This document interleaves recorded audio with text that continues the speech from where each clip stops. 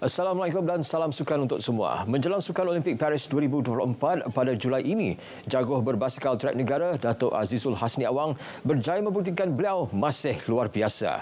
Beliau mencuri tumpuan dunia apabila meraih pinggan emas acara kirin pada Piala Negara-Negara UCI di Adelaide, Australia semalam.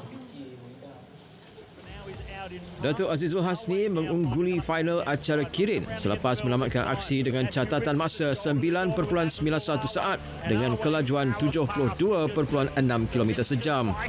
Dalam aksi tersebut, beliau mengatasi dua pelumba Jepun, Shinya Nakano dan Kaya Ota, masing-masing menduduki tempat kedua dan ketiga. Kaedah foto penamat digunakan untuk menentukan pemenang disebabkan kedudukan Dato' Azizul Hasni dan Nakano rapat semasa melintas garisan penamat. Kemenangan itu sekaligus memberi mata buat Dato' Azizul Hasni untuk ke pentas Sukan Olimpik Paris 2024. Ini pula perkembangan badminton Masters Thailand. Wakil tunggal negara Cheng Tang-ji Toh Yi Wei meneruskan rentak kecemerlangan apabila berjaya menempah slot final bergu campuran. Tanji Iwe berjaya melangkah ke saingan akhir kejohanan selepas menundukkan pasangan Jepun Hiroki Midorikawa Natsu Saito 21-11, 21-17. Lebih manis, kemenangan itu menembus kekalahan Tanji Iwe kepada gandingan Jepun itu sewaktu pusingan kedua terbuka Malaysia 2024 awal bulan lepas. Selepas ini, Tanji Iwe bakal berdepan cabaran ketik untuk memperoleh kejuaraan pertama tahun ini apabila dijadual bertemu pilihan pertama dari Thailand, Dejapol Puvaranongkoh Sabsri Taratanachai pada saingan akhir hari ini. Berdasarkan rekod pertemuan, Tanji Iwe hanya menang sekali ketika bertemu lawan dari Thailand dalam 5 pertemuan sebelum ini dengan kali terakhir mereka tewas di pusingan kedua terbuka India bulan lalu. Ini pula Liga Hoki Wanita Malaysia MHL TNB 2024. Pasukan jemputan dari China, Klub Hoki Liaoning menampilkan aksi cemerlang apabila meraih kemenangan besar 5-0 menewaskan pasukan tempatan CS Bastang. Dalam aksi yang berlangsung di Stadium Hoki Nasional Bukit Jalil, menyaksikan Klub Hoki Liaoning lebih banyak mendominasi permainan berbanding pasukan lawan. Ini juga adalah kemenangan kedua skuad kendalan Ren Yen selepas menewaskan pasukan Kedah 10-0 pada aksi pertama Khamis lalu.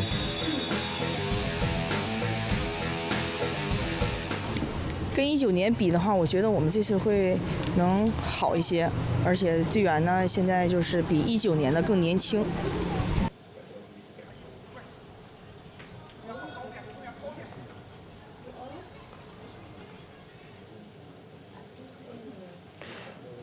Masih melibatkan Liga Hoki Malaysia, pasukan Hoki Terengganu THT menyasarkan kejayaan hat-trick untuk Piala Sumbangsih yang dijadualkan berlangsung pada 7 Februari ini berdepan musuh tradisi pasukan Tenaga Nasional Berhad TNB.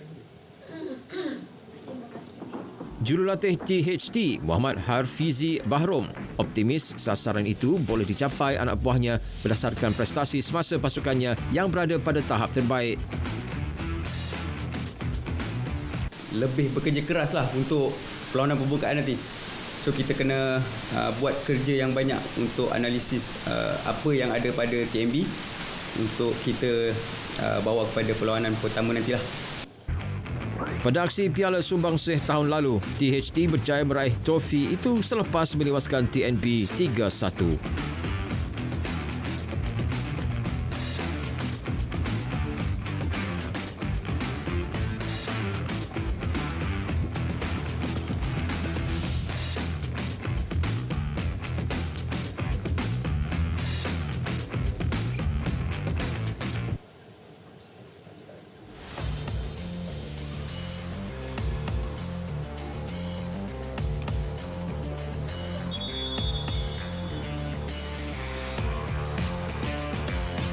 Kita majoriti, kita punya player, kita combine. So persefahaman tu dia masih lagi tak dapat.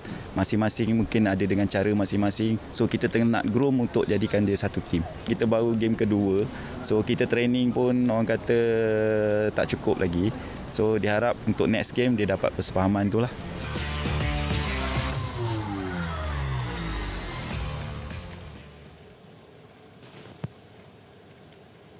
Menjelang Liga Malaysia musim ini, Negeri Sembilan FC NFC menamatkan kontrak semua pemain import yang beraksi bersama pasukan berkenaan dalam saingan Liga Super musim lalu.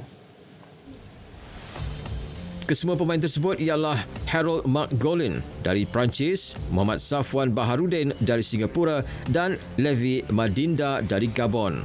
Turut menerima nasib sama Anselmo Aruda da Silva dan Vinicius Lionel da Silva yang beraksi pada pasukan bawah 23 tahun serta Yosef Azerjari dan Hein Thiat Aung.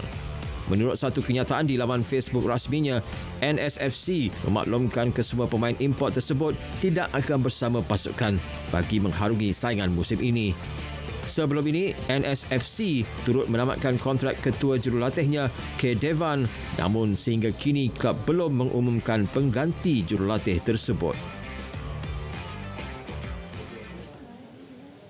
Kedah Darul Aman KDAFC menjelaskan tiada persetujuan rasmi daripada klub itu berhubung perlawanan persahabatan menentang klub dari Brazil Santos FC. Perlawanan tersebut sebelum ini dilaporkan berlangsung di Stadium Darul Aman pada 17 Februari ini. KDAFC dalam kenyataan bagaimanapun memaklumkan pihaknya menghormati Santos FC yang meletakkan nama KDAFC dalam senarai antara pasukan dalam siri perlawanan persahabatan klub dari Brazil itu. KDAFC berharap penjelasan ini dapat mengelakkan berita yang tidak tepat susulan pengumuman oleh Santos FC berkenaan perlawanan persahabatan tersebut. Sementara itu, semakan di laman Facebook rasmi Santos FC mendapati perlawanan menentang KDAFC sudah dikeluarkan daripada jadual perlawanan melibatkan pasukan itu sepanjang Februari ini. Perak bersetuju menerima tawaran Kementerian Belia dan Sukan KBS bagi menaik taraf sistem saliran dan pendalaman rumput baharu di Stadium Perak. Ia sebagai persediaan menghadapi musim baharu bola sepak Liga Malaysia.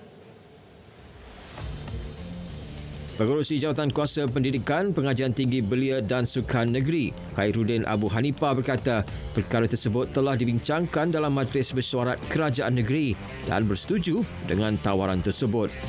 Bagaimanapun, penggunaan sama ada rumput jenis Zion Zoysia atau Bermuda belum diputuskan kerana mahu melihat kesesuaian penamaan jenis rumput. Sebelum ini, Menteri Belia dan Sukan Hannah Yeoh menawarkan pemberian geran sebanyak RM500,000 kepada setiap negeri. Ia bagi menaik taraf sistem saliran dan penanaman rumput bagi membantu pasukan menyediakan venue yang lebih baik dan tidak mengganggu perjalanan musim baharu Liga Malaysia.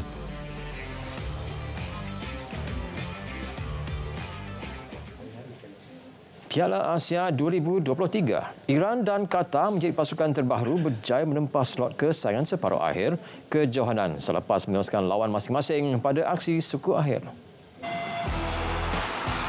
Dalam saingan yang berlangsung di Stadium Education City, menyaksikan jaringan ketua pasukan Ali Reza Jahanbakhsh menerusi penalti pada lewat masa permainan memastikan Iran layak ke separuh akhir menewaskan Jepun 2-1 pada aksi suku akhir.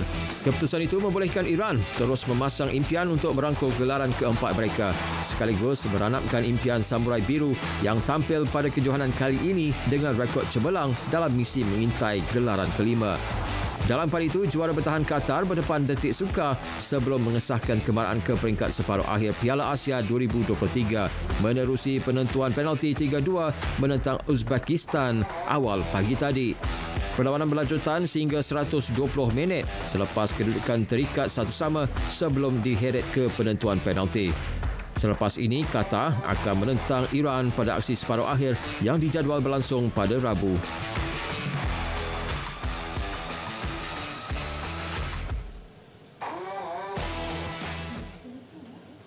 Sekian Stadium RTM. Dari sungai ke segara, Palestin pasti merdeka. Salam Malaysia Medani, salam sukan untuk semua.